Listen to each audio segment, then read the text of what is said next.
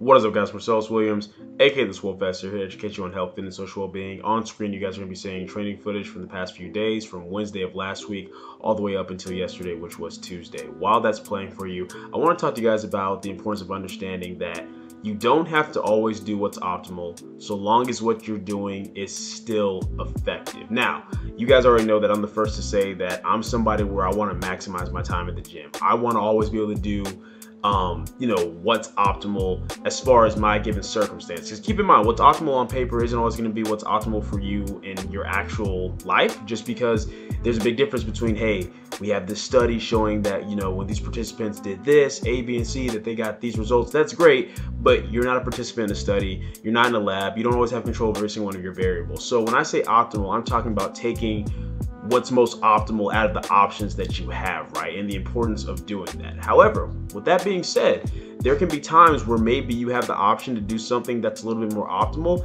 but you still choose to go another method because that other method is something that you enjoy more. Like, for example, as far as training, maybe the way that you're going about your programming isn't as optimal as what it could be, but it's a way that you really enjoy. Now, yes, it's important to evaluate yourself on, okay, well, why do you enjoy this more? And is there any way you can, convince yourself to go the more optimal training route? Because if so, I believe that's something that you should do just to maximize your results. However, at the end of the day, if you're doing something that's optimal, but you just hate it so much to where you're not going to stick with it, then there's no point of even doing it. It makes way more sense to be consistent with something that may be a little bit less optimal, but is effective, because that's something you're going to enjoy and that's something that you're going to stick with, and that's going to ultimately yield more results. That's going to give you more progress. I will always stand by the argument that if I have a client who's doing something that's kind of suboptimal, but it's still effective and they enjoy it, that they will get great results to compare to the person who's maybe following a more optimal structure, but their heart's not in it. And they're pretty much slacking all the time because they don't enjoy it. They're not going in there giving it their all. So for that reason, it's totally okay to go with something that's suboptimal so long as it's effective. The problem, guys, is that a lot of you aren't understanding what is and what isn't effective, in the sense of whenever people argue with me about certain methods or training styles, whether it's asking me questions on Instagram or trying to be argumentative in the YouTube comments, whatever it may be. And mind you, I'm all about discussions going back and forth, but I told you guys this several times on this channel, and I'll say it again. The argument of insert whatever famous YouTuber's name here says that this is a good training style is not a valid argument. You guys have to learn to think more critically than that. You guys have got to go beyond, hey, this really big, jacked and strong dude told me this, so it must be correct, because that's so irrational. It's nothing more than appeal to authority, and there's no actual evidence to back your claim. And what I'm realizing more and more is what's happening is, assuming drugs are in the mix, right? Because I'm so tired of explaining the fact that you can literally be sitting on your butt, and if you're on the right amount of drugs, you will still build more muscle than what some people will build just naturally training their butt off for a year if you're on the right amount of drugs and the right kind of drugs, right? So assuming we're talking about natural lifters here, more often than not, when you get these guys who are, they're big and strong, but they're promoting certain, crazy fad diets or promoting certain training protocols that just really kind of go against the fundamentals of what we know works, they're doing that to be different. They're doing it to make a name for themselves. They're doing it so they can have a gimmick, so they have something to sell you, because the idea of selling the basics is kind of hard to do, because the basics are something that's pretty easy to access for everyone. It's free information. You can literally Google it, you can YouTube it. Things like progressive overload, being in a caloric deficit if you're trying to lose weight, being in a caloric surplus if you're trying to gain weight, the importance of protein as a macronutrient for body recomposition. All of this information, guys, not just on my channel, but on several channels, is out there and free.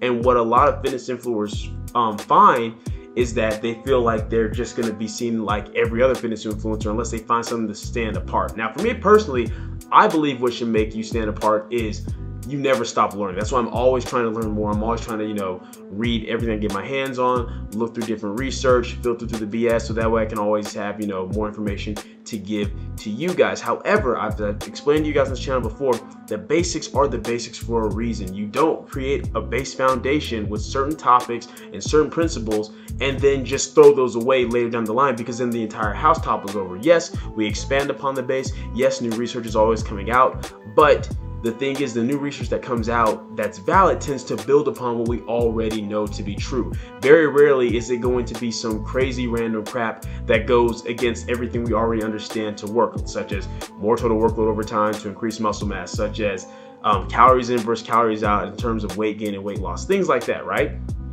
So it's important to understand, guys, that oftentimes these people who are promoting these things, they got to the point they're at as far as their muscle mass, their body composition, the same way that everybody else did, through progressively overloading on their movements and being on top of their diet, tracking their calories, things like that, right? Or at least, at the very least, if they weren't tracking, being on a diet that put them in a deficit so that they can lean up, or being in a diet that put them in a surplus so they can gain more mass.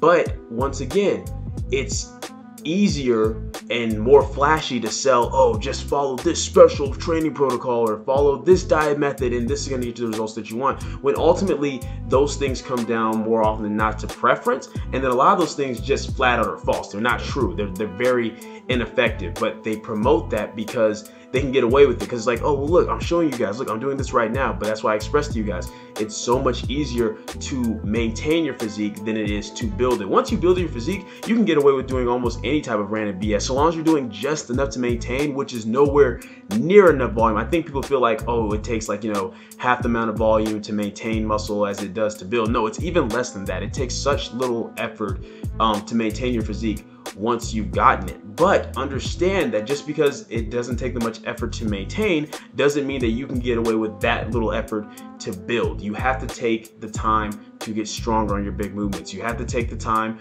to track your calories based upon your goals, to make sure your macro distribution is on point as far as your protein intake, everything like that. All those things matter. And the thing is, most people don't like that. People love the idea of, oh, I just got to do this and I can look like that, because it lets them be lazy. And I'm not saying that to be offensive. I'm saying it more as a matter of fact, because it's human nature, right? Like, you want what you want right now, and if you can get it really quickly, then you're almost like more inclined to believe things that you know don't sound right, or that you know go against the basics, because in your mind, well, if I just do this, then maybe it'll let me get this a little bit faster. But that's why I expressed to you guys the importance of thinking critically and making sure what you're doing is actually effective, actually a proven method to work. If you know that, hey, going to the gym, let's say 3 times frequency is more optimal than 2 times frequency. Let's just say, for the sake of argument, you know for a fact that you'll get in more total weekly volume and progress faster if you go to the gym 3 times a week. But right now, just due to your scheduling or just due to where you're at mentally, you don't want to do that. So you want to go with 2 times a week. That's fine, because you're still going to progress. That's okay. But if you think you're going to have this mentality of, well, I'm just going to go to the gym once a month and that's going to be good to go, I'm sorry, you're just way off. That's going from the extreme of going from being suboptimal to just flat out ineffective. And these idea of like, oh, you can just follow this diet or follow this training protocol and go to the gym once a month, you're gonna be good to go. And I know that's kind of an extreme example, but that's just how ridiculous some of the stuff that people are putting out now is. It's things that may sound good in theory, but they just fundamentally go against the things that we know to be true. Like, for example, protein synthesis and how we need to make sure that we're trying to, hit certain muscle groups at least once every 48 hours, things like that. So I just wanted to take the time to make this video because I'm so tired of seeing that. I'm so tired of people arguing back and forth over, oh, is this more optimal, this is more optimal. Like, at the end of the day, do what you enjoy, that's fine. Just make sure that what you're doing works. And that's my thing, guys. Like, people will come on here and try to argue my channel, like, well, you can do it this way or that way. And half the time what they're saying is true. Yeah, you can do it this way or that way. But I'm trying to show people like the most ideal way to get the results they want as, time efficiently as possible. That's what this channel is about. But yeah, that's all I want to talk to you guys about. That's it for the video. Hope you enjoyed it. If you did, go leave a comment down below, let me know what you did. If you're not, leave a comment down below, let me know what I can make it better. Like the video, share, subscribe. Keep it simple, specific, scientific. I'll catch y'all later.